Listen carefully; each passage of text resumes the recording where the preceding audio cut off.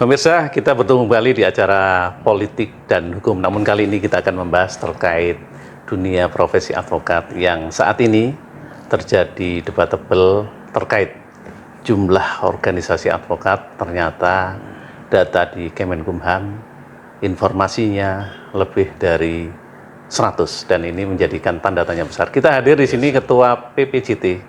Beliaunya kandidat Dr. Bapak Muhammad Sodik SH MKN. Selamat siang Pak Sodik. Selamat siang. Sehat Bapak? Alhamdulillah sehat-sehat. Ya, Pak Sodik, PPJT itu organisasi advokat kah atau semacam apa?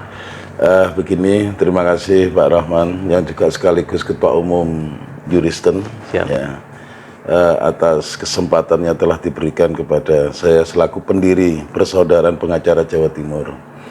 Yang notabene misi kami adalah di balik banyaknya, euforianya, OA-OA atau organisasi advokat yang sudah berdiri ratusan organisasi tentunya. Kami ini tidak akan menyelimuti, pendirian kami misinya tidak akan menyelimuti keberadaan organisasi yang lain. Tetapi kami adalah, misinya adalah untuk persaudaraan, sesuai dengan namanya. Ya. Misi kami adalah persaudaraan di mana ketika profesi kita tanpa melibatkan itu, melihat organisasi dari mana, lintas imannya bagaimana, keyakinannya apa, sukunya apa, kami hadir. Ada yang mungkin sakit, ada teman yang nanti dikriminalisasi, dan lain-lain. Yang intinya prinsipnya adalah politik hukum yang kami lakukan. Sehingga Persaudaraan Pengacara Jawa Timur ini lahir yang didukung oleh para senior-senior, para pakar-pakar hukum, yang sudah malang melintang di bidangnya. Ini kita support, kita kolaborasi dan mempunyai misi yang sama, dan sudah pernah dideklarasikan saat itu pernah diadakan hampir 1.300 orang ya. Nah, ini pertanyaannya tentang orientasi dan target. Ya, orientasi target kami tidak muluk-muluk, itu hanya dengan setelah kita berkembang dan berjalan itu ternyata banyak manfaatnya. Banyak di antara anggota-anggota itu yang awalnya tidak saling mengenal menjadi saling kenal. Yang awalnya kita saling berselisihan ketika berperkara, sehingga ini adalah forum juga menjadi mediasi yang baik. Nah, ketika satu sama lain anggota ini berperkara, nah sehingga kalau ada sampai di bawah di luar pengadilan, nah kami ini dihadirkan. Ya, sehingga kami saling mengenal di antara satu sama lain, dan satunya mungkin tidak saling kenal, sehingga kami berperan di situ karena dimintai bantuan menjadi mediator. Oh, berarti langkah konkretnya diantaranya membantu, memfasilitasi ya? Lebih banyak di sana, sehingga karena apa? Di dalam persaudaraan ini semua akhirnya saling mengenal, dan kalau sudah ada berperkara tentunya kita tetap profesional ya, sama-sama profesional, tetapi nilai manfaatnya itu ya kalau kan beda kalau kita berlawanan hukum satu sama lain tidak saling mengenal dengan karena dulu nih mohon maaf nih orang ini kan egonya paling tinggi ketika kamu organisasinya apa, organisasiku apa. Nah kalau saat ini di kami tidak, profesimu mulia, kamu juga sama, profesiku juga mulia. Kamu saudaraku, aku juga saudaramu. Nah di sini tidak meletakkan jiwa-jiwa yang namanya kita tidak profesional, tetap berpegang teguh pada kuasa masing-masing. Namun di sini adalah persaudaraan yang kita lihat, tidak arogansi masing-masing. Nah, tidak ini dilihat itu. Sepertinya dibatasi oleh persaudaraan lintas OA, organisasi lintas iman. Lintas iman ya, berbau ya di yang menyebut berbau SARA ya, itu bebas itu ya. Nah, kenapa hanya melingkupi Jawa Timur? Kenapa nggak secara nasional? Itu banyak yang dari para pendiri ya, kayak Abariat, ada Pak Endri, ada Pak Bowo, Pak Ji Batomo, dan pendiri-pendiri yang lain ya, mungkin dari Pradi SAI, Pradi Oto dan seterusnya, maupun dari tokoh-tokoh ketua-ketua umum organisasi-organisasi, termasuk kemarin kami hadirkan di Sheraton itu. Beliau-beliau menyaksikan adanya deklarasi Persaudaraan Pengacara Jawa Timur ini, dan kami undang semuanya termasuk dari Muspida ya, Muspidprov ya, itu hadir semuanya. Ya misinya itu ya mereka bagaimana teman-teman ini biar tidak kayak seolah-olah sendiri-sendiri dan mempunyai jiwa karakter itu aku di sini. Jadi itu seolah-olah terjadi skeptis, pengkotak-kotaan. Iya. Kalau aku sudah di lingkungan organisasi satu, maka dia enggan untuk bersahabat dengan organisasi yang lain. Nah, sehingga dengan adanya organisasi yang kami dirikan ini, alhamdulillah sampai dengan hari ini konotasi pemikiran seolah-olah organisasiku yang paling besar itu sudah tidak ada. Ya, sudah akhirnya kasta-kasta dan kasta-kasta itu sudah tergerus dengan sendirinya, mindsetnya sudah mulai berubah. Karena apa? Sebenarnya PPJT inilah yang harusnya, ini ngomongnya, mohon maaf, ya memang nanti semoga nanti bisa sampai nasional. Sebenarnya yang dikatakan di dalam Undang-Undang Advokat, wadah tunggal, mestinya konsepnya seperti Persaudaraan Pengacara Jawa Timur. Jadi lintas organisasi, lintas iman, artinya dulu kan didirikan 8 OA nih, 8 atau 9 OA Pradini.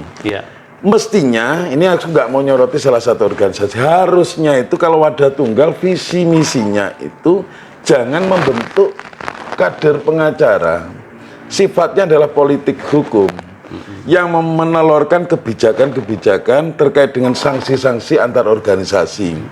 Jadi sifatnya konfederasi. Nah ini baru bisa dikatakan wadah tunggal. Tapi kalau ini nanti kan ini tumpuk ini. Misal ini mohon maaf nih saya nggak nyorotin OA yang lain ya. Kalau apa ya maksudnya tidak seperti itu. IPHI nanti mengadakan PKPA, Peradi PKPA, Ikadin PKPA, apa nggak numpuk nih? Kan numpuk kan? Harusnya dibatasi, namanya perkumpulan ini, perhimpunan, menghimpun dari beberapa organisasi ini ya seperti kami lakukan ini. Ya himpunan ini tidak melakukan perekrutan, tetapi kami bertindak berupaya ketika profesi ini adalah ada hal-hal yang orang akan membuat tindakan-tindakan yang bersifat kriminalisasi terhadap profesi. Ya ini harus hadir. Yang kedua ketika pemerintah mengundang, meminta pertimbangan hukum, adanya produk-produk hukum ini hadir. Ya, sebagai profesi hadir untuk memberikan masukan DPR, membentuk undang-undang ini harus hadir. Bukan ikut-ikutan rame-rame merekrut PKPA semua anggota, sehingga kan tumpang tindih ini. Mana yang perhimpunan, mana yang OA-OA pendiri, ini kan jadi gak jelas tumpang tindih. Dan inilah organisasi ini akhirnya semakin blunder, semakin luas, semakin banyak, dan menurut saya masih belum jelas arahnya. Dan yang menjadi pertanyaan besar hingga kini itu yang namanya organisasi advokat itu kalah dengan organisasi Ikatan Dokter Indonesia, Ikatan Notaris Indonesia. Dia punya hak imunitas dan punya kekuatan imunitas penuh. Namun anehnya kumpulan para ahli hukum yang namanya advokat hingga kini imunitasnya itu kabur, bahkan hingga sekarang namanya undang-undang advokat itu saya lihat belum ada PP-nya. Dan hingga sekarang regulasinya mengatakan single bar, namun faktanya multi bar. Betul. Apa yang ingin Anda sampaikan? Jadi betul, ini kalau bicara undang-undang advokat ya nomor 18 tahun 2003 memang ada wadah tunggal di situ. Tetapi terjadi banyak multi bar. Ini justru kan berpengaruh pada produknya Perma nomor 73 tahun 2014 kalau nggak salah. Sehingga undang-undang ini akan dikalahkan oleh Perma. Nah, iya kan? Nih, ini diakui aja. Karena undang-undangnya wadah tunggal, tetapi dengan adanya produk Perma kan menjadi undang-undang ini kan diabaikan. Sehingga ini menjadi sekarang menjamur OA. Nah, ya ini mungkin pemerintah atau khususnya Mahkamah Agung sebagai pihak yang bertanggung jawab menganggap ini berarti organisasi advokat ini belum mandiri. Karena memang sama-sama orang hukum, orang-orang yang paham hukum. Jadi organisasi didirikan atau dipecah gitu kan. Nah sekarang saya lebih fokus closing statement Ketua PPJT terhadap persoalan carut-marutnya dunia advokat, apa yang ingin Anda sampaikan demi pembangunan bangsa melalui organisasi advokat? Silakan, Pak. Oke, itu Pak Rahman, terima kasih. Kalau menurut kami untuk khususnya organisasi pengacara atau organisasi advokat, kami Persaudaraan Pengacara Jawa Timur ini adalah saat ini memberikan contoh, inilah wadah tunggal.